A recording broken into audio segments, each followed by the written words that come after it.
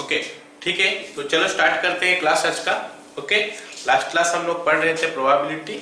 Okay, probability में हम लोग डिस्कस कर लिए थे कि सैंपल स्पेस क्या होता है, इवेंट क्या होता है, फिर प्रोबेबिलिटी ऑफ एन इवेंट क्या होता है, फिर प्रोबेबिलिटी ऑफ कॉम्प्लीमेंट्री इवेंट कैसे निकालते हैं उसका, जैसे probability of E plus probability of E dash is equal to 1 होता है ना, वो सब पढ़ लिए थे। आज हम लोग कुछ और क्वेश्चन करते हैं उसका ऊपर, ज्यादा कुछ पढ़ना तो है नहीं क्योंकि हमारा 11 में सब प्रोबेबिलिटी जस्ट स्टार्ट ही हुआ है, तो ज्यादा कुछ है नहीं, तो हम उसका ऊपर खाली क्वेश्चन कुछ डिस्कस कर लेते हैं। Can you see the question? Question दिखाई दे रहा है?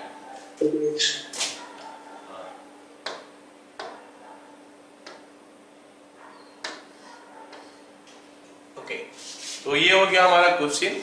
क्वेश्चन क्या बोला है कि 10 coins are tossed once, find the probability of getting। First bit बोलता है एग्जैक्टली 3 heads, सेकंड बिट बोला है एटमोस्ट 8 heads, थर्ड बिट बोला है head and tail alternately. Okay, तो मैं बता दूं, अगर एक कॉइन को हम 10 बार फेंकेंगे या 10 कॉइन को एक बार फेंकेंगे, बात एक ही होता है। ये मैं पहले भी समझाया था कि एक कॉइन को अगर जब हम सैंपल स्पेस निकाल रहे थे, मतलब पहला क्लास में ही बता रहा था कि एक कॉइन को हम 10 बार फेंकेंगे, जो आउटकम देगा, 10 कॉइन को एक बार फेंकोगे तो वही आउटकम देगा। तो number of outcomes is equal to 2 to the power n, यही फॉर्मूला हम पढ़े थे ना। अगर n कॉइन्स को एक बार फेंकोगे या फिर एक कॉइन्स को n बार फेंकोगे तो योर सैंपल स्पेस जो होता है वो होता है कितना, 2 to the power n। n of s हो गया हमारा 2 to the power n, n of s is equal to 2 to the power n। तो ये हम कब पढ़े थे, n coins are tossed और 1 coins is tossed 10 times। Okay, तो अब हमारे पास तो 10 कॉइन है, तो सैंपल स्पेस क्या बनने वाला है, यहाँ पे n के जगह में कितना है, 10 है। ओके, तो सैंपल स्पेस जो हो जाएगा वो क्या हो जाएगा, sample space will be your n of s is equal to 2 to the power 10, जो कि होता है कितना, 1024। ये काफी ज्यादा है, तो इसमें हम लोग एलिमेंट लिखना पॉसिबल नहीं है, तो हम लोग number of element in sample space लिख के ही छोड़ देंगे। उसके बाद सवाल में हमको क्या बोला है कि क्या क्या क्या बोला है, प्रोबेबिलिटी ऑफ 3 heads। ओके, मैं जरा एक आइडिया दे देता हूँ। अगर मान लेते हैं 10 तो हम लोग कॉइन को टॉस किए हैं, तो उसमें जो आउटकम निकल के आता है कुछ ऐसा है, head head head head head head head head head head. तो ये हमारा क्या हो गया, एक तो आउटकम्स हो गया। एक आउटकम्स ऐसा भी हो सकता है, क्या हो गया, head head head head head, फिर head head head head head, ये एक दूसरा आउटकम हो गया। ठीक है, ऐसे ही हो सकता है और बहुत सारे आउटकम्स है। ऐसे करके हमारा कितना आउटकम्स है, 1024। अब बोला है कि हमको इवेंट में, पहला बिट में इवेंट में बोला क्या है कि एग्जैक्टली 3 heads कितना उपाय में होगा। बीट ए में बोला है इवेंट जो है एग्जैक्टली 3 heads, एग्जैक्टली 3 heads।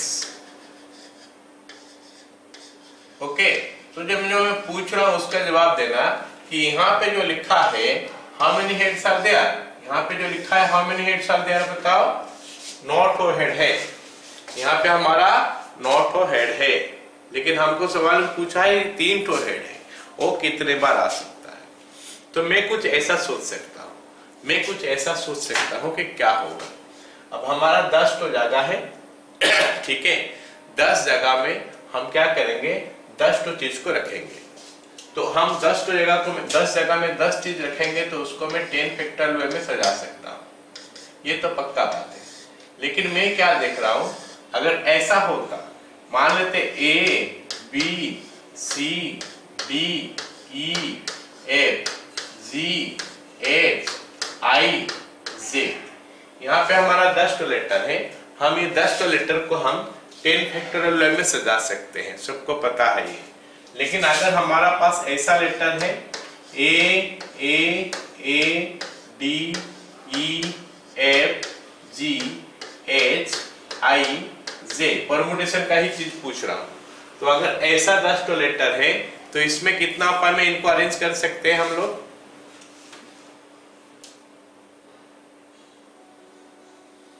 बोलो, याद नहीं है?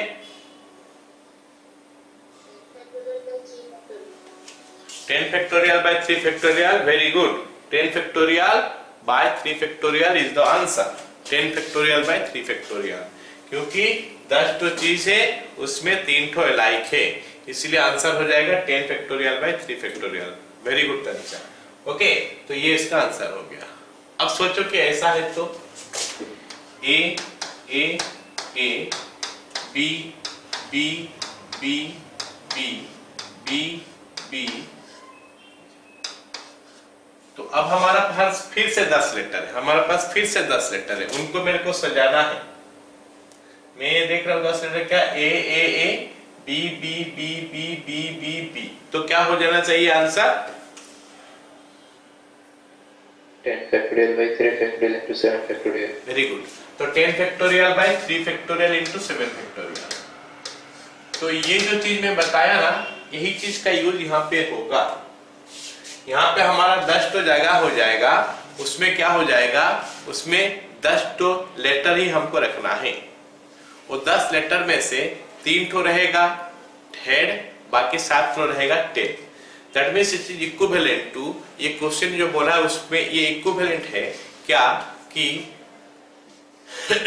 10 places are there, we are arranging 10 letters of which 3 are one kind of letters, 3 are another, sorry 7 are other kind of letters. So we are writing that 7 factorial by 3 factorial into 7, oh sorry 10 factorial ऊपर, नीचे 3 factorial into 7 factorial.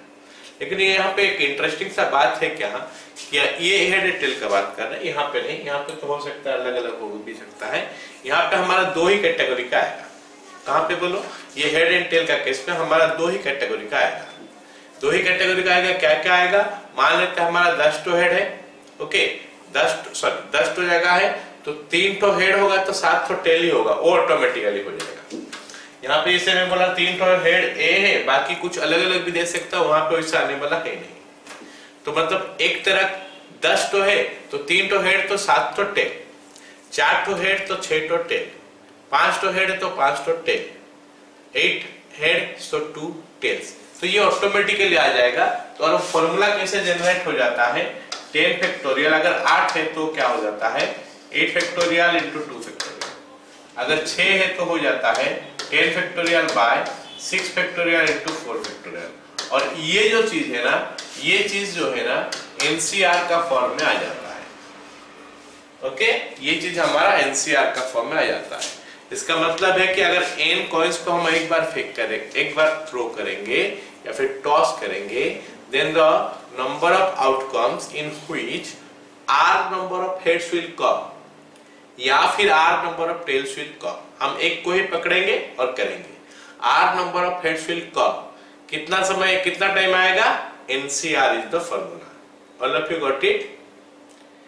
n coins are tossed, इसमें r number of heads will come या फिर r number of tails will come, the number of time that can come is NCR. Okay, चलो इस formula को पहले लिखते हैं, फिर इस क्वेश्चन का आंसर तुम लोग मेरे को बोलना है, क्या लिखेंगे आंसर इसका. ठीक है, बोलो, पहले फॉर्मूला लिख लो, उसके बाद इसका आंसर लिखेंगे. Write down. If n coins are tossed once, if n coins are tossed once, then the number of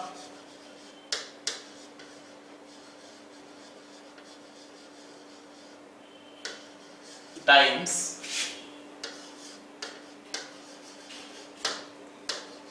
r number of heads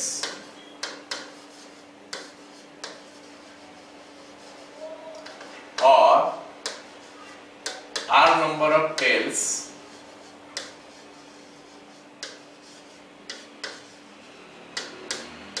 will appear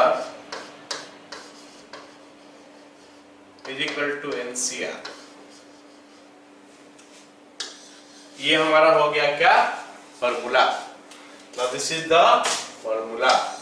You have to note down this formula. ये formula को note करके रख सकते हो, ठीक है। ये formula हो गया। अब ये फॉर्मूला का ऊपर हम लोग ये 3 क्वेश्चन करने वाले हैं।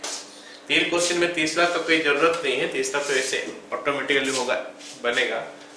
तो हम 1 नंबर और 2 नंबर देखते हैं, है ना। चलो बोलो कैसे बनेगा। एग्जैक्टली 3 हेड्स, बीटे बोला है एग्जैक्टली 3 हेड्स। बीटे हमको बोला है एग्जैक्टली 3 हेड्स। ये है हमारा क्या, एग्जैक्टली 3 हेड्स। तो एन और पी जरा बताओगे कोई मेरे को। 10C3 होगा कि नहीं रे, बताओ तो। एन और P will be 10C3। Okay, so probability of P हो जाएगा फिर कितना, 10C3 divided by what is it? What is it? 1024। Sample space bit A खत्म। अब हमको बिट बी देखना पड़ेगा। बिट बी हमको क्या बोला है, बिट बी बोला क्या है, एटमोस्ट 8 हेड्स। बिट बी बोला है एटमोस्ट 8 हेड्स। ई बोला है क्या, एटमोस्ट 8 हेड्स। एटमोस्ट 8 हेड्स मतलब लेस देन इक्वल टू 8। तो फिर मेरे को बता दो कि अगर एटमोस्ट 8 हेड्स है तो हेड्स हमारा कहां से शुरू होगा, कहां पे खत्म होगा। 0 हेड्स आ सकता है, 1 हेड्स आ सकता है, 2 हेड्स आ सकता है, 3 हेड्स आ सकता है, 4 heads, 5 heads, 6 heads, 7 heads, 8 heads. तो so many cases are coming, so many cases are coming in E। E में हमारा बहुत सारे केसेस आ जाता है। और हम पढ़े थे कि अगर किसी में बहुत सारे केसेस आ जाता है तो हम क्या करते हैं, फिर कॉम्प्लीमेंट का हेल्प देते हैं। तो अगर E में हमारा हो गया 0 से लेकर 8, तो कॉम्प्लीमेंट में क्या क्या बच गया फिर बताओगे तुम लोग।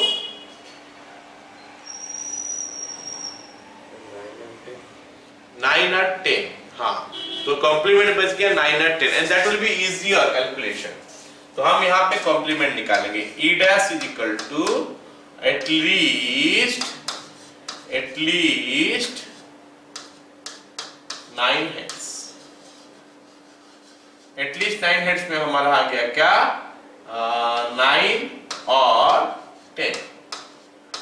तो फिर मेरे को जल्दी से बता दो कि एन ऑफ ई डैश में क्या होगा। 9 हेड आएगा कितने बार, what is the answer. 9 head आने का आंसर क्या है, कम ऑन स्पीक अप।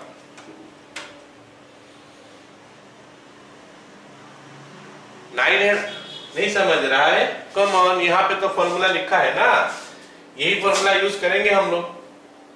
ये फॉर्मूला हमको क्या बोल रहा है, अगर n कॉइंस को टॉस किए हो then number of times r number of heads will come is NCR, या फिर r number of tails will come is NCR। हो गया ना। तो अभी मेरा सवाल जो है यहाँ पे मैं पूछ रहा हूँ क्या, कि बता मेरे को at least 9 heads is coming.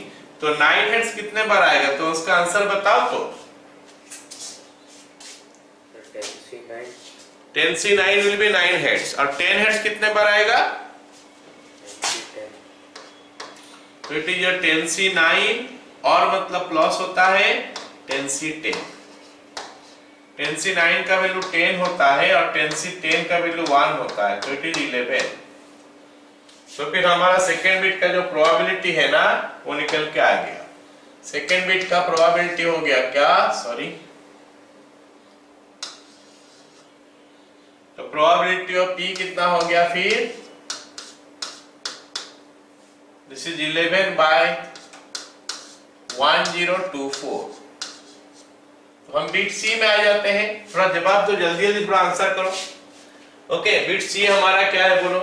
Bit सी बोला है कि हेड एंड टेल अल्टरनेटली, और हेड एंड टेल अल्टरनेटली जो है ना, अगर इक्वल नंबर ऑफ टाइम्स दोनों है तो अल्टरनेटली 2 ही केस आता है। अगर इक्वल नंबर ऑफ टाइम्स है तो दोनों case equal number of times, sorry एक एक बार आता है, मतलब 2 बार ही आ सकता है। कैसे? हेड से शुरू होगा तो head tail head tail head tail head tail head tell, तो अल्टरनेट हो गया। या फिर क्या किसमें से शुरू हो सकता है? टेल से शुरू हो सकता है, तो tail head tail head tail head tail head tail head tail head, मतलब only 2 ways will be there जहां पे कि हेड एंड टेल अल्टरनेटली रहता है। बिट सी हमारा हो गया क्या? ई लिख लेता हूं, head and tail alternately, head and tail alternately. तो ये हमेशा के लिए 2 आएगा। अगर अलग अलग है तो फिर अगर एक का गैप है तो एक बार आएगा, अगर दोनों पूरा सेम है तो 2 बार ही आ सकता है। तो ये हो जाएगा हमारा क्या? अगर उसमें फिर अलग अलग वैल्यू दे देगा तो फिर उनमें फैक्टोरियल आ जाएगा। जैसे हम लोग बॉयज गर्ल्स के बारे में पढ़ रहे थे तो 5 फैक्टोरियल इंटू 5 फैक्टोरियल इंटू 2 लिख रहे थे। यहाँ पे 5 फैक्टोरियल नहीं आ सकता क्योंकि हेड 5 तो है, सब तो सेम है ना, अलग अलग नहीं है, तो उसमें 5 फैक्टोरियल रहेगा, वो 1 हो जाएगा। तो यहाँ पे मैं लिख ही देता हूं, head tail head tail head tell, फिर से हेड टेल, फिर से हेड टेल, 5 तो पेयर हो गया। या फिर tell head tail head tail head, 3 तो हुआ, चौथा और 5वां। तो प्रोबेबिलिटी ऑफ ई जो है ना वो निकल के आ गया कितना? 2/1024, और ये वैल्यू हमको दे दे रहा है कितना? 1/512। आई होप सबको समझ में आया यहां तक? हो गया? तो 1 नंबर क्वेश्चन हमारा खत्म हो गया। अभी 2 नंबर क्वेश्चन में आते हैं। 2 नंबर क्वेश्चन हमको क्या बोला है? पढ़ पा रहे हो क्वेश्चन क्या लिखा है? ये क्वेश्चन तो पहले भी किया गया होगा सबका, मेरे को लगता है, क्योंकि ये काफी इंटरेस्टिंग क्वेश्चन है जो हम लोग क्लास 9-10 में भी किए हुए हैं क्वेश्चन। पता है क्या सबको? याद है कि find the probability of getting 53 Mondays in a, bit A हो गया नॉन लीप, बिट बी हो गया लीप ईयर। मतलब नॉन लीप ईयर में 53 संडे आने का प्रोबेबिलिटी क्या है और लीप ईयर में 53 संडे आने का प्रोबेबिलिटी क्या है। ओके, तो हमारा जो लीप ईयर होता है, नहीं नॉन लीप ईयर होता है, उसमें कितना दिन होता है बताओगे?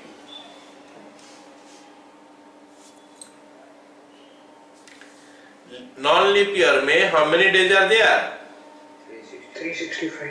365 डेज आता है। तो 52 वीक्स जब खत्म हो जाएगा तो कितना दिन खत्म हो जा रहा है बताओ?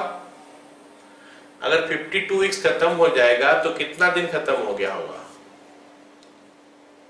1 हफ्ता में 7 दिन होता है तो 364 डेज हो गया, मतलब 1 दिन बचा हुआ है।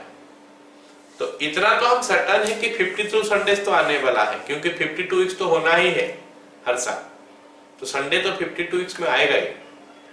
लेकिन 53rd संडे आएगा कि नहीं वो तो डिपेंड करता है वो दिन कौन सा रहा, वो तो डिपेंड करता है कि वो 365th डे जो है वो कौन सा डे है, उसके ऊपर डिपेंड करता है।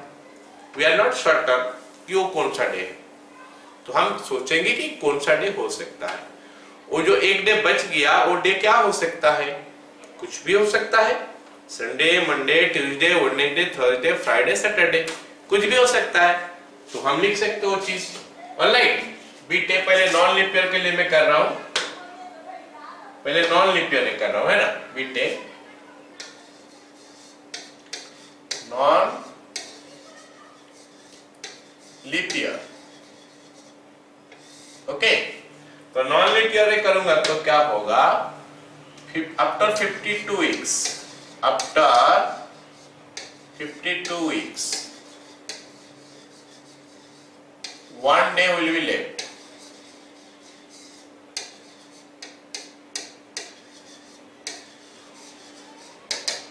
Okay, therefore S is equal to, S बोलने से सैंपल स्पेस, वो डे क्या हो सकता है?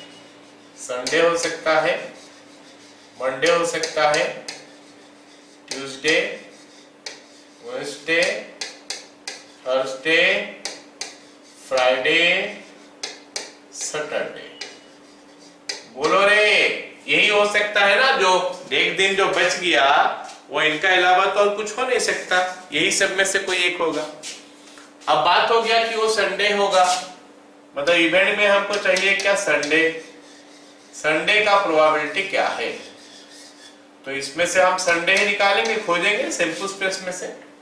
हम हमेशा सैंपल स्पेस में से खोजते हैं। सैंपल स्पेस में से कौन सा चीज खोजते हैं, जो इवेंट है।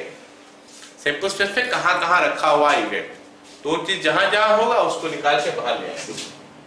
तो मैं देख रहा हूं एक ही बार है, तो प्रोबेबिलिटी ऑफ पी कितना हो जाएगा, जरा जल्दी से बता दो तो जोर से, कितना होगा probability of P? Come on, जल्दी। हाँ, अब 7C का क्या चेक करें यहाँ पे? यहाँ पे तो इवेंट भी लिखा हुआ है और सैंपल स्पेस भी लिखा हुआ है। यहाँ पे फिर सी सिलेक्शन का क्या बात आ गया? यहाँ पे इवेंट लिखा हुआ है और सैंपल स्पेस भी लिखा है। हम लोग प्रोबेबिलिटी क्या पढ़े थे, इवेंट में कितना तो एलिमेंट है, सैंपल स्पेस में कितना तो एलिमेंट है। जहां पे नहीं पता होता है वहां पे हम निकालते हैं C1 V1 जो भी है। यहाँ पे तो ऑलरेडी लिखा हुआ है ना, इवेंट लिखा हुआ है कितना है, सैंपल स्पेस कितना लिखा हुआ है।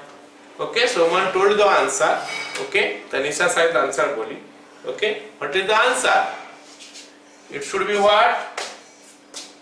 ई में कितना तो एलिमेंट है यार, ये देख लो ना, खाली ई में कितना तो एलिमेंट है बस। अगर ई का एलिमेंट पता नहीं है तो हम कैलकुलेट करते हैं। ई का तो यहाँ पे एलिमेंट दे दिया है तो हम कैलकुलेट क्या करेंगे, यहाँ पे जो दिया है उसी को पूरा लिखेंगे। 1 हो गया, divided by number of element in sample space 7, 1/7। ये प्रोबेबिलिटी स्कूल में बहुत बार किया होगा क्लास 10th के अंदर। चलो अब हम लीप ईयर का बात करते हैं। लीप ईयर में 52 डेज के बाद और कितना दिन बचेगा? आफ्टर 52 वीक्स, हाँ, after 52 weeks 2 days will be left. 2 days will be left. 52 weeks खत्म हो गया, उसके बाद हमारा 2 दिन बच गया। तो फिर हम वो 2 दिन क्या क्या ले सकते हैं, तो उसमें से सैंपल स्पेस बनेगा। जरा सोचो तो, जरा सोचो वो 2 दिन क्या क्या हो सकता है, ऐसे मन में सोचो। प्रोबेबिलिटी भूल हो गया, प्रोबेबिलिटी बारे में भूल जाओ, forget about probability, just to think it in the day to day life में हमारा 2 दिन बचा है। वो तो 2 दिन हो क्या सकता है, जरा सोचो क्या क्या हो सकता है,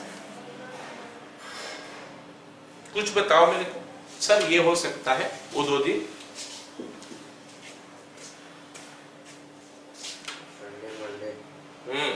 ठीक, संडे मंडे हो सकता है, लगातार 2 दिन तो होगा। संडे मंडे हो सकता है, नहीं तो मंडे ट्यूसडे हो सकता है, ऐसे करके। तो it can be Sunday Monday, it can be Monday Tuesday, it can be Tuesday Wednesday, it can be Wednesday Thursday, then your Thursday Friday, then your Friday Saturday, and finally it can also be Saturday Sunday. बताओ रे सबको, समझ में आया कि नहीं? मतलब 2 दिन बच गया ना, यहाँ पे तो 1 ही दिन बच रहा था, तो यही सैंपल स्पेस था। अभी तो 2 दिन बच गया। तो इवेंट आपको बोला है क्या? 53 संडेज। इवेंट बोला है 53 संडेज, मतलब एक और संडे तो चाहिए हमको, क्योंकि 52 वीक्स तो चले गया है। आफ्टर 52 वीक्स में लिखा हूं, तो मतलब 52 वीक्स तो चले गया, एक और संडे चाहिए। तो संडे में कहां पे खोजूंगा? ये सैंपल स्पेस में खोजूंगा, कहां पे संडे लिखा हुआ है। And what I can see, यहाँ पे संडे कहां कहां लिखा हुआ है, दिखाई दे रहा है? आई थिंक ये एक जगह यहाँ पे संडे लिखा है और ये एक जगह यहाँ पे संडे लिखा है, तो दोनों को मेरे को लेना पड़ेगा। क्या लेना पड़ेगा? संडे मंडे, और एक क्या लेना पड़ेगा बताओ? Saturday Sunday.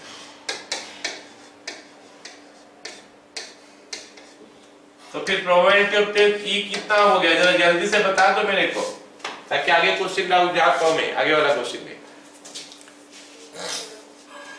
2/7 दो तो है, यहाँ पे 2 है, 2/7 2/7। क्लियर था सबका?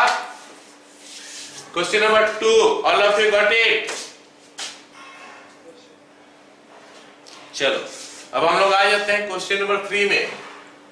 Question number 3, can you see this? दिखाई दे रहा है तुम लोगों को क्वेश्चन नंबर 3?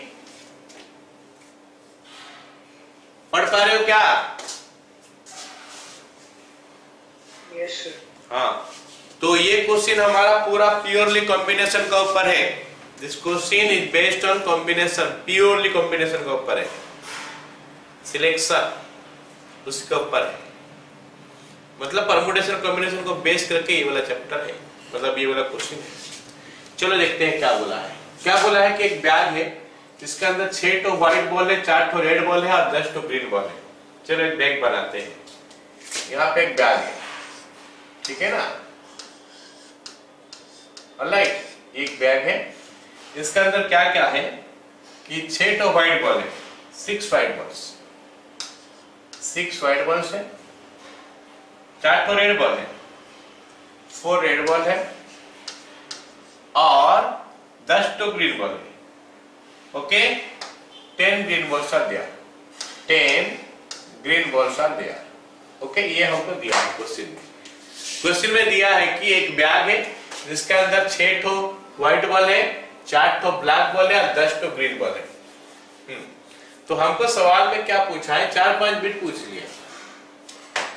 क्या पूछा है पहला बिट में कि सॉरी, एक्सपेरिमेंट तो देख ले। 2 balls are drawn at random। Random का मतलब कैसा भी, देखा नहीं, ऐसे ऊपर देख रहे हो और बैग से निकाल लो 2 ball, so random. 2 balls are drawn at random। मैं 2 बॉल निकाला, अब मैं देख तो नहीं रहा हूं क्या निकाल रहा हूं, बस मैं निकाल रहा हूं। मतलब मेरा एक्सपेरिमेंट क्या है? मेरा एक्सपेरिमेंट है बैग से 2 बॉल निकालना। मेरा एक्सपेरिमेंट है बैग से 2 बॉल निकालना। अच्छा, 2 बॉल कुछ भी हो, हमको कुछ पता नहीं, कुछ फर्क नहीं पड़ता। इसका मतलब है एक्चुअली में एक्सपेरिमेंट को बोला है कि 20 बॉल में से 2 बॉल निकालो, है कि नहीं? एक्सपेरिमेंट को बोला है कि 20 बॉल में से 2 बॉल निकालो। तो फिर प्रोबेबिलिटी ऑफ सॉरी क्या हो जाएगा, सैंपल स्पेस क्या हो जाएगा? इसमें हमारा सैंपल स्पेस क्या हो जाएगा? सैंपल स्पेस हमारा इसमें क्या हो जाएगा बताओ? 2 balls are drawn from 20 balls लिख सकते हैं। 2 balls are drawn from 20 balls। ये हमको दिया है। Therefore, n of s is equal to 20c2। n of s is equal to 20c2। अब हम बी टाइम में आ जाते हैं। बी टाइम में हमको क्या बोला है देख लेते हैं, ठीक है? बी टाइम हमको क्या बोला है? Both are green ball. B time हमको बोला है बोथ आर ग्रीन बॉल्स, दोनों ही बॉल ग्रीन बॉल। तो हमारा होता क्या है, हम हमेशा इवेंट जो लेते हैं ना वो हमेशा फेवरेबल केस लेते हैं, मतलब अनसर्टेनिटी वाला नहीं लेते हैं, अनसर्टेनिटी चीज वाला नहीं लेते हैं। अनसर्टेनिटी चीज हम लोग प्रोबेबिलिटी लेते हैं, मतलब क्या आएगा वो मेरे को पता नहीं। लेकिन इवेंट हमारा सर्टेन चीज लेते हैं, जो हमको आना है, जो चाहिए मेरे को वही लेना है। या फिर इवेंट को हम बोलते हैं favourable case from the sample space, मतलब जो फेवर करता है इस स्टेटमेंट को। तो फिर मेरे को बताओ कि इवेंट में कितना तो एलिमेंट आएगा। मतलब कुछ ऐसा सोचो कि मैं जो 2 बॉल निकाल रहा हूं, दोनों का दोनों ग्रीन है, तो ग्रीन बॉल से ही निकलेगा। ग्रीन बॉल हमारा है कितना, 10 तो 10 ग्रीन में से 2 बॉल दो ग्रीन निकालना है। तो n of p is equal to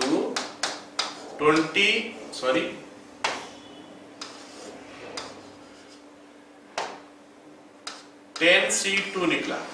क्या सभी को पता चला? n of p is equal to 10c2? हाँ या ना, जल्दी बोलो।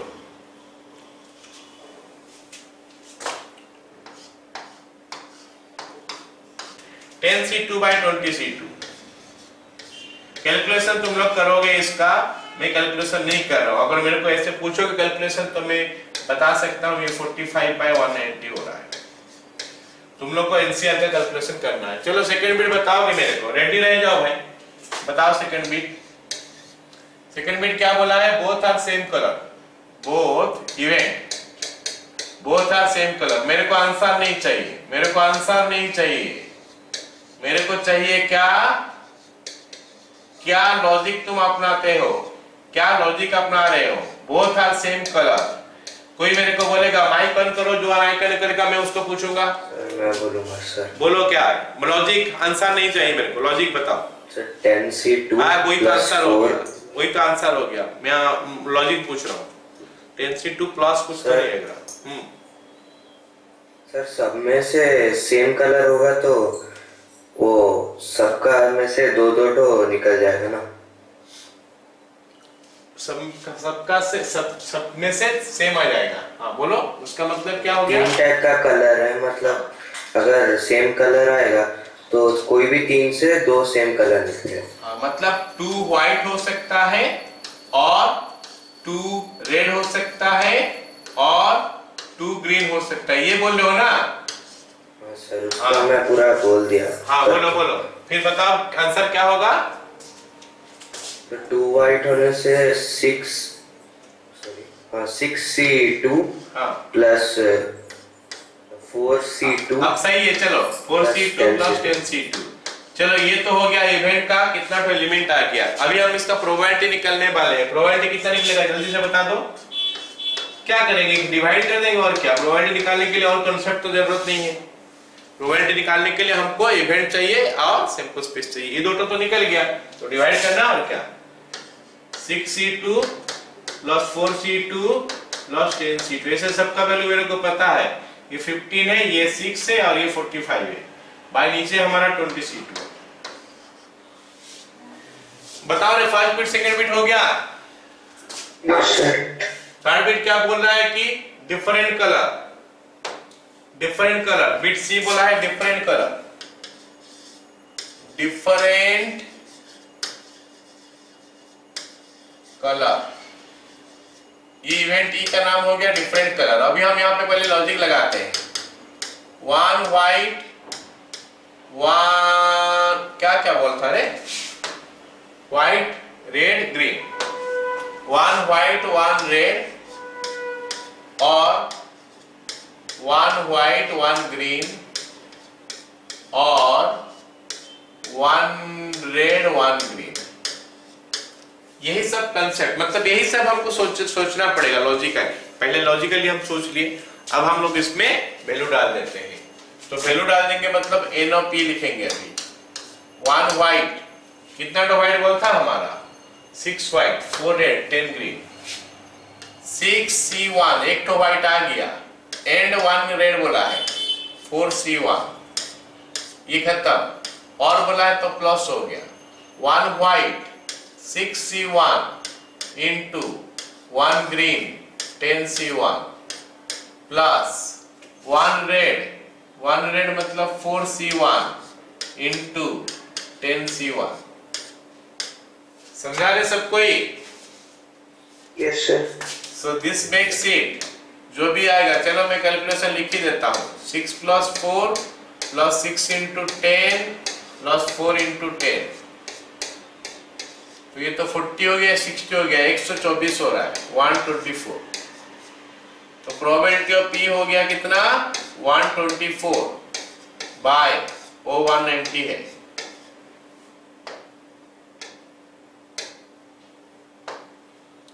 ओके चलो बिट डी क्या बोला है देख लेते हैं। बिट डी हमको क्या बोला है, बोथ कलर। क्या बोथ कलर, क्वेश्चन तो गड़बड़ है।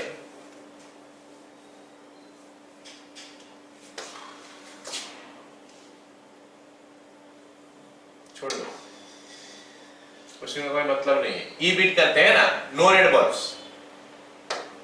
Bit D no red balls, no red balls. Bit HBBT हमको बोला है कि नो रेड बॉल्स, तो कोई इसका लॉजिक समझाओगे मेरे को? सर यहाँ पे जितना भी केसेस है व्हाइट ग्रीन और रेड में, इधर रेड को छोड़ के बाकी जो भी है सबका कॉम्बिनेशन। रेड को छोड़ के बाकी सब, तो रेड को छोड़ के बाकी सब बोलने से हम कैसे सोचेंगे? सर इधर व्हाइट ग्रीन या फिर ग्रीन ग्रीन या फिर व्हाइट व्हाइट। इसका मतलब है हम ये ग्रीन और व्हाइट में से दो ठो बॉल निकाल ले, है कि नहीं? ग्रीन और व्हाइट में से अगर निकाल लेंगे तो उसमें रेड ही नहीं रहेगा, मतलब balls are drawn from white and green balls. अब व्हाइट और ग्रीन बॉल्स मिला के तो 16 हो गया, तो एन ऑफ पी का वैल्यू कितना हो जाएगा फिर? 16C2। 16C2 बोलोगे तो मेरे को लगता है ये 120 आ रहा है, 16 इंटू 15 बाय, हाँ, तो प्रोबेबिलिटी ऑफ पी हो गया 120 बाय 190। ओके, कैलकुलेशन कर लेना कितना हो रहा है, देख लेना। एक डाउट है, क्या? दोनों ग्रीन बॉल भी तो हो सकता है। तो इसमें जब निकाला तुम 16C2, 16C2 का मतलब 16 में से दो ठो बॉल निकाला, उसमें वो सारे केसेस इंक्लूडेड है, वो सारे केसेस इंक्लूडेड है। मतलब वो जो केसेस में बता रहा हूँ ना, तुम जो पूछना चाहते हो सर दोनों ग्रीन हो सकता है, वो भी इसके अंदर में इंक्लूडेड है, दोनों व्हाइट वो भी इंक्लूडेड है, और एक व्हाइट एक ग्रीन और भी इंक्लूडेड है। चलो अब वो डाउट आया तो उसको थोड़ा डिस्कशन कर लेते हैं, देख लेते हैं कि वो आ रहा है कि नहीं, जो बता रहा हूं मैं और वो जो पूछ रहा है तो आ रहा है कि नहीं। तो उसका हिसाब से बोल रहा है कि एक व्हाइट एक ग्रीन ये हो सकता है, और दो व्हाइट और दो ग्रीन, यही 3 केस बता रहा था ना तुम भाई। एक व्हाइट एक ग्रीन हो सकता है, और दो व्हाइट हो सकता है, सॉरी दो व्हाइट और दो ग्रीन हो सकता है। देख लेते हैं एक व्हाइट एक ग्रीन कितना उपाय में होगा। 6C1 10C1, right, 6C1 into 10C1, इसमें क्या हो गया, एक तो व्हाइट हो गया एक तो ग्रीन हो गया, तो हमारा दो बॉल आ गया, ओके, जिसमें रेड है नहीं है, और बोला है मतलब प्लस हो जाएगा। दो तो व्हाइट बॉल कितना में से 6 तो व्हाइट बॉल से 6C2, और क्या हो गया, दो तो ग्रीन बॉल, कितना बॉल में से 10 थे 10C2। अब ये 10C2 का वैल्यू मेरे को लगता है मिल रहा है 45, 6C2 दे रहा है मेरे को 15, और ये दे रहा है क्या 6 इंटू 10 60, तो जोड़ दो सबको, यू आर गेटिंग 120 अगेन। समझा ना मेरे बात? तो इसमें क्या हम काफी सारे केसेस ले रहे हैं, उसमें केसेस ले रहे हैं। अच्छा इसमें उसमें तो मेरे को पता है ना कि रेड बॉल नहीं है, अच्छा रेड को छोड़ो, बाकी में से ले लो, बाकी में से जो जो केस आना था ना वो सारे केस आ जाएगा अगर हम लेंगे ऐसे करके 10C2 16C2 करेंगे, ठीक है? चलो ऐसे डाउट पूछ सकते हो, ये जो डाउट है ये डाउट पूछ सकते हो।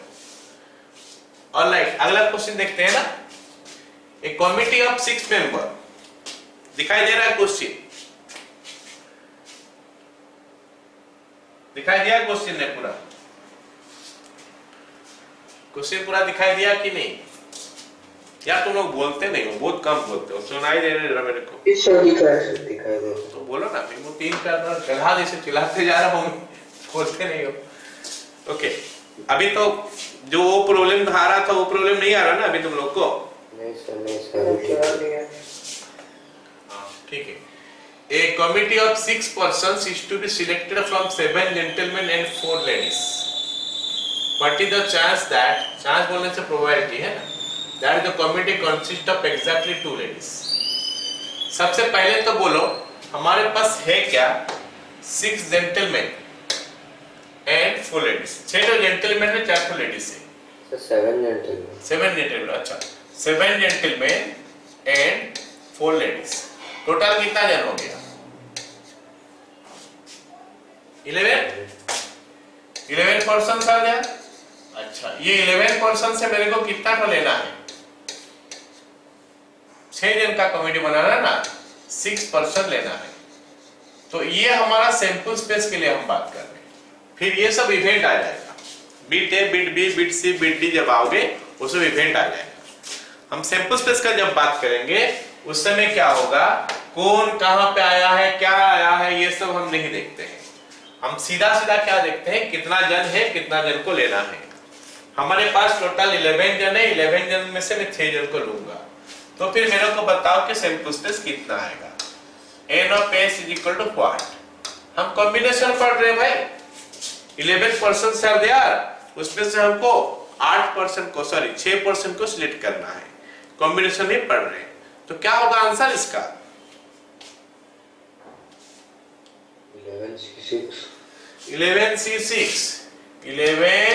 11C6 खत्म। ये हमारा सैंपल स्पेस हो गया। ये क्वेश्चन में कोई भी बिट करो, सैंपल स्पेस यही रहने वाला है, चेंज नहीं होने वाला है। ये क्वेश्चन में अगर हम आएंगे, अब हम बिट ए में आ जाते हैं। बिट ए में आ जाते हैं, बोला है क्या है, इवेंट में नाम दे देता हूं ई, और उसमें बोला है क्या है, एग्जैक्टली 2 लेडीज।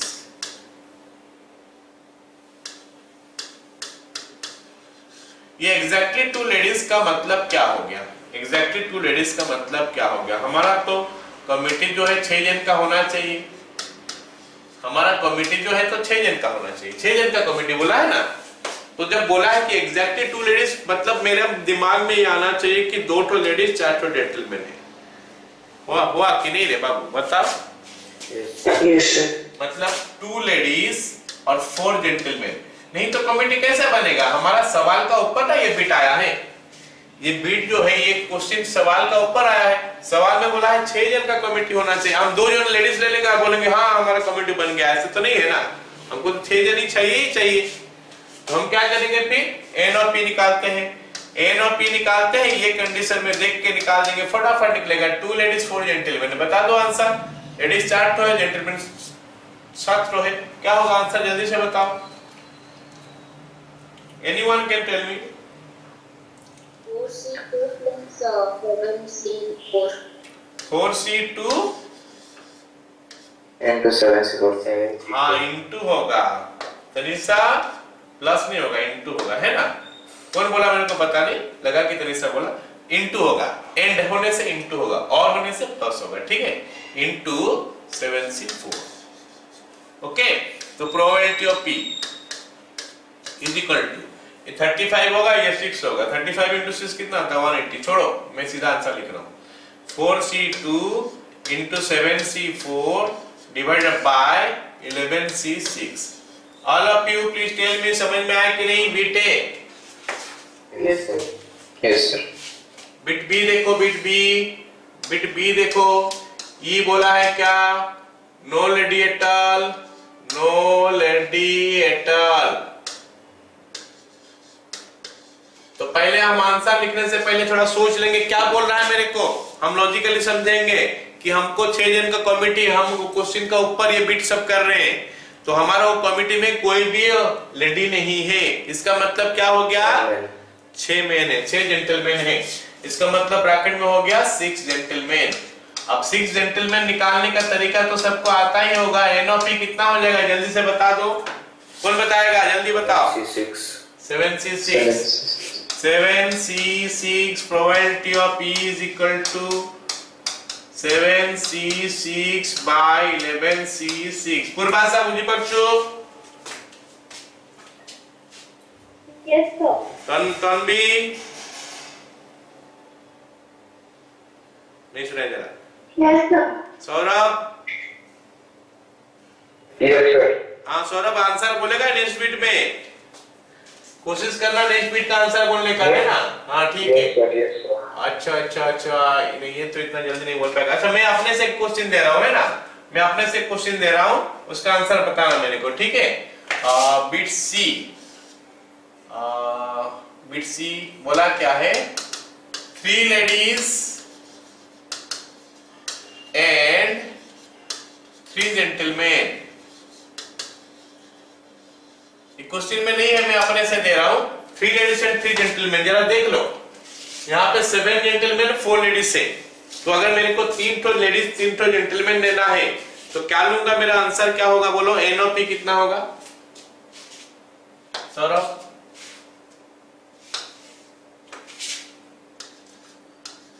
7C3 हाँ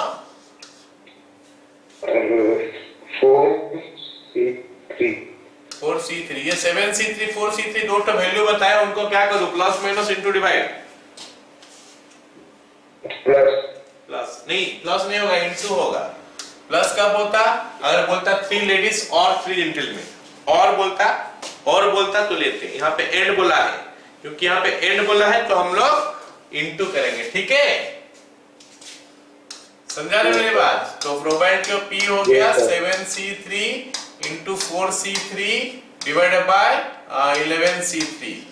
चलो अब हम ओरिजिनल क्वेश्चन में आ जाते हैं, जो दिया है ये एक्स्ट्रा हम दे दिए। ओरिजिनल क्वेश्चन में आ जाते हैं, क्या बोला है, at least one lady, at least one lady,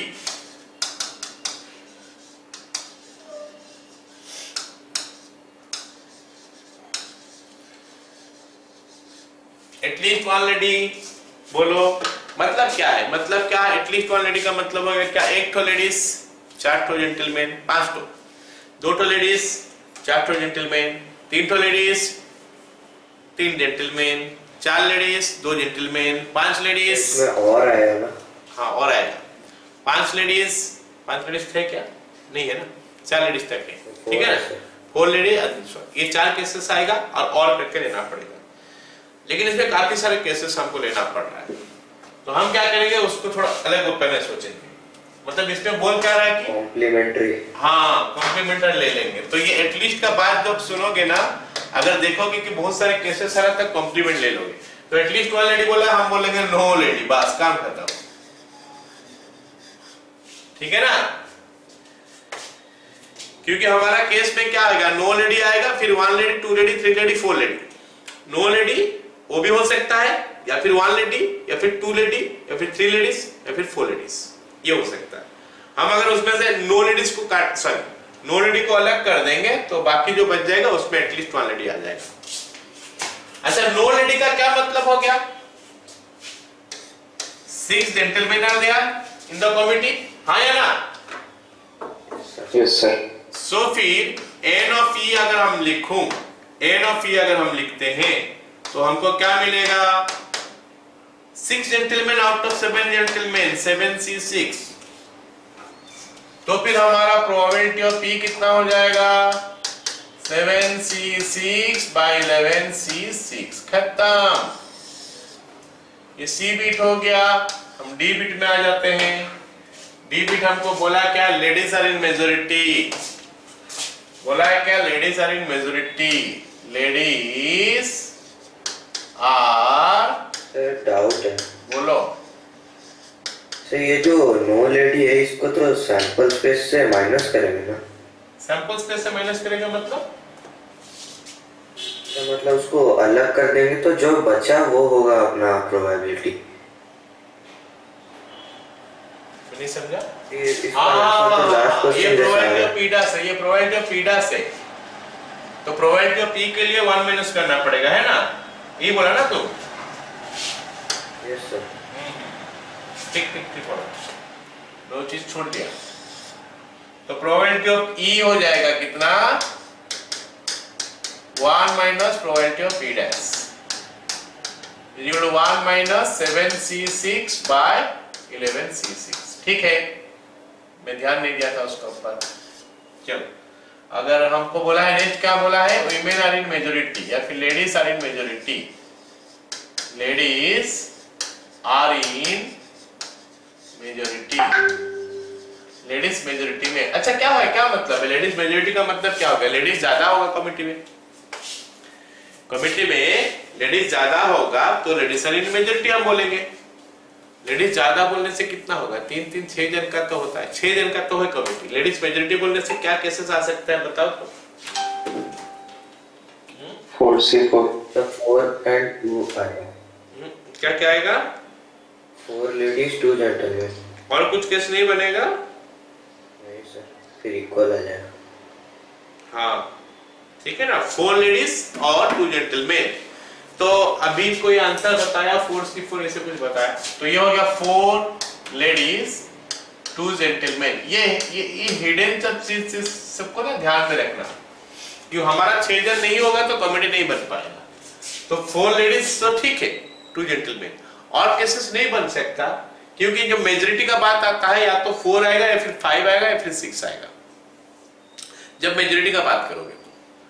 अच्छा, मेजॉरिटी हमारा 4 से ज्यादा नहीं सकते क्योंकि लेडीज ज्यादा है ही नहीं। तो एनओपी कितना होगा जरा जल्दी से बता दो तो। अच्छा, let me ask, okay wait करो, let me ask Purva sir, can you tell मी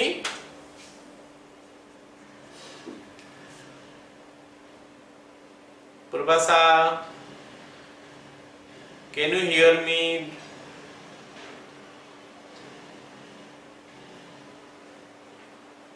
नहीं सुनाई दे रहा। ओके, तनिषा बोलो, तनिषा। Yes, sir. हाँ बोलो।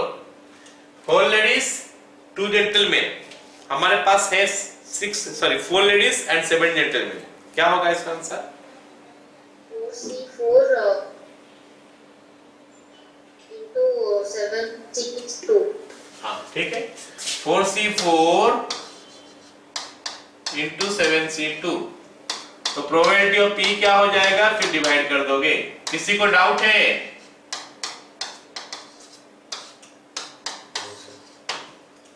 नहीं ना, लिख लो इसको।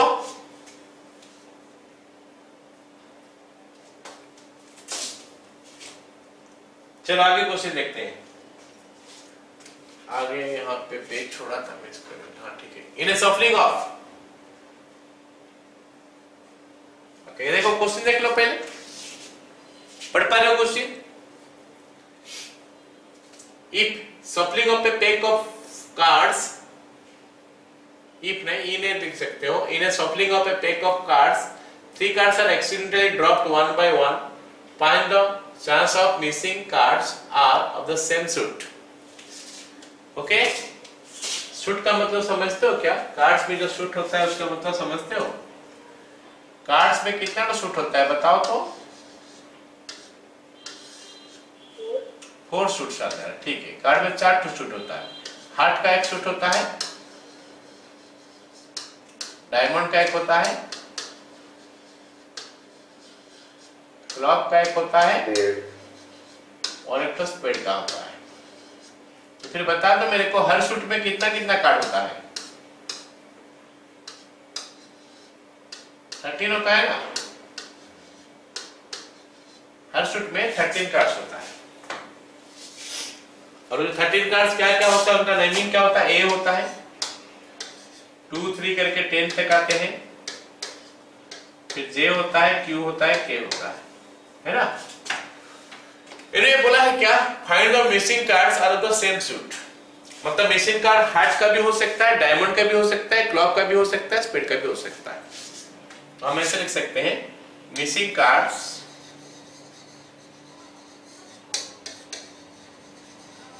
कैन बी ऑफ हार्ट और डायमंड और क्लॉक और स्पेड। ये और का नाम सुनते ही क्या चीज याद आता है, बोलो? ऐड होगा, मतलब यहाँ पे प्लस होगा, यहाँ पे भी प्लस होगा, यहाँ पे भी प्लस होगा। ठीक है, चलो अब देखते हैं, क्योंकि बोलो sir, chance of missing card of same suit मतलब तीनों कार्ड सेम सूट का हो? ऑफ कोर्स, एक कार्ड सेम सूट का क्या मतलब, तो कुछ नहीं होता। तीनों कार्ड सेम सूट का मतलब तीनों का तीनों हार्ट होगा, या फिर तीनों का तीनों डायमंड होगा, या फिर तीनों का तीनों क्लॉक होगा, या फिर तीनों का तीनों स्पेड होगा। हम बात करते हैं किसी एक का, खाली हम बात करते हैं किसी एक का, एक ठो पार्ट का खाली निकालते हैं, क्योंकि बाकी सब तो सेम आएगा ड्यू टू सिमेट्री। मतलब इतने सारे प्लस ना करके यहाँ पे x मिलेगा, यहाँ पे x मिलेगा, यहाँ पे x मिलेगा, यहाँ पे x मिलेगा। ये x लिख रहा हूँ, क्रॉस नहीं मारा, ये x है। x plus x plus x plus x कितना होता है बताओ? 4x होता है। इसका मतलब अगर सेम आता है ना काफी बार, तो हम लोग क्या करते हैं, इतने सारे ऐड क्यों करेंगे, एक बार लिख के into 4 कर देंगे। ठीक है, एक बार लिखेंगे इंटू 4 कर देंगे। ठीक है, तो यहाँ पे भी क्योंकि सिमेट्री है तो ये सेम ही आता है, तो हम एक बार लिखेंगे इंटू 4 कर देंगे। तो n ऑफ e हो गया क्या 4 इंटू, चलो अब देखते हैं, बारी बारी करके गिरा है ना। अब हमारा 52 कार्ड्स था, 52 कार्ड्स में से एक तो कार्ड गिर गया, तो वो क्या हो सकता है, कोई भी कार्ड हो सकता है, तो मैं इसीलिए उसको 52C1 लिख दूंगा। हो गया, मैं उसको क्या लिख दूंगा 52C1। फिर मैं देखूंगा क्या, वो हार्ट के लिए मैं ले रहा हूं, है ना, आई एम टेकिंग हार्ट, मैं हार्ट के लिए ले रहा हूं। ओके, वो कार्ड हार्ट है। हार्ट में कितना कार्ड है भाई बताओगे, हार्ट में कितना कार्ड है बताओगे?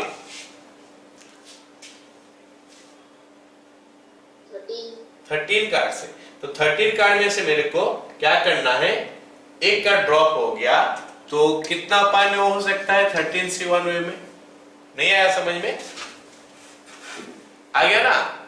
चलो, अब एक कार्ड ड्रॉप हो गया, अब मैं दोबारा मैं इसको सफल कर रहा हूं, ऐसे करके, जो हम लोग बोलते हैं ना, ऐसे करके हम लोग फेंटते हैं, जो बोलते हैं वही चीज है। ठीक है, तो मैं इसको सफल कर रहा हूं। अभी क्या हो गया, दूसरा कार्ड भी गिर गया। हमारे पास कार्ड कितना था अभी हमारे पास कितना कार्ड था, अभी दूसरा बार मैं आ रहा हूं, पहली बार बुझ चुका है, अभी दूसरा बार मैं आ रहा हूं। हमारे पास कार्ड कितना था अभी बताओ? 51। तो 51 कार्ड में से एक कार्ड गिरा, तो 51C1 कुछ भी हो सकता है। अभी मैं देखना चाहता हूं, लेकिन वो फिर से हार्ट है, तो हार्ट तो एक तो गिर चुका था, अभी 12 तो हार्ट कार्ड होगा, 12C1। अभी 2 तो कार्ड गिर चुका है, तीसरा कार्ड गिरने वाला है, तो तीसरा कार्ड गिरने से पहले उसके पास 50 कार्ड था, 50C1 हो जाएगा। अब फिर से वो हार्ट कार्ड होगा 11C1। बोलो समझ में आया क्या? Yes sir. तो किसी का भी C1 ना वही नंबर हो जाता है, NC1 n होता है, तो इसलिए मैं उसको वैल्यू लिख देता हूं 4 इंटू 13/52 इंटू ये हो गया 12/51 इंटू ये हो गया 11/50। आंसर सभी में फाइनली सिंप्लीफाई करके लिखना है, हम नहीं कर रहे प्रोवाइड। चलो यहाँ पे थोड़ा बहुत सिंप्लीफाई कर ही लेते हैं। तो 13 इंटू 4 कट गया 52 के साथ। ओके, और क्या कटेगा, 12 काट रहे हैं 50 के साथ, 12 इंटू 12 कटेगा 2 में 6, 12 इसके साथ कटेगा 25। हो गया, तो ये ऊपर हो गया हमारा 66। ऐसे कैसा है,